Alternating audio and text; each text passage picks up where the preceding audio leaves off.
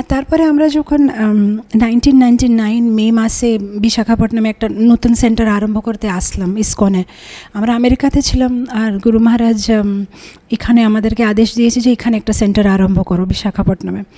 তো আমরা তো এখানে বেশি কিছু জানি না, একটা ছোট ঘর ভাড়াতে নিয়ে ইসকন আরম্ভ করলাম। তো আগে তো একটা রাধা মদন মোহনের একটা ছবি ছিল, সেটাই মানে আমরা পূজা দিতাম। আর তারপরে প্রভু আর আমি একবার আলোচনা করছিলাম যে চলো আমরা একটা কিছু মানে সেন্টার মানে বিগ্রহ তো থাকা দরকার আছে, তো চলো কোনটা গৌরনীতায় বিগ্রহ নিয়ে আসবো না জগন্নাথ না কি আমরা আলোচনা করছিলাম। তখন আমি প্রভুকে বললাম না, জগন্নাথকে নিয়ে আসেন, আমার জগন্নাথ খুব ভালো লাগে, ছোটোবেলা থেকে আমি জগন্নাথের অনেক গল্প শুনেছি।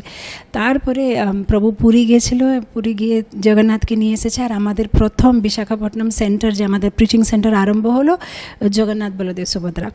আর সেন্টার যখন আরম্ভ করে তখন তো কেউ নেই, মানে কি বলে পূজারি কাম লাইফ মেম্বারশিপ মেকার কাম ফান্ড কালেক্টর কাম কুক কাম সব কিছু আমি, মানে আমি পূজা করি, প্রভু গান করবে, মানে সেভাবেই আমাদের সেন্টার। আমরা দুইজনই, এটাই বিশাখাপট্টনম ইসকন সেন্টার।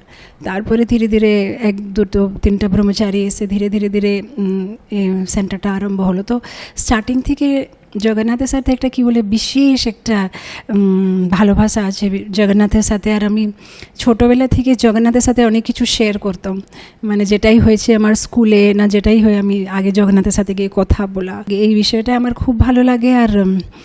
আর এই জগন্নাথের কাহিনীগুলো এত কি বলে গোপনীয়, কিন্তু রহস্যময়, মানে সবার ভাল লাগে, ছোট বড় সবাই আনন্দ করে। আমি যখন এখানে বিশাখাপট্টনমে সামার ক্যাম্প আরম্ভ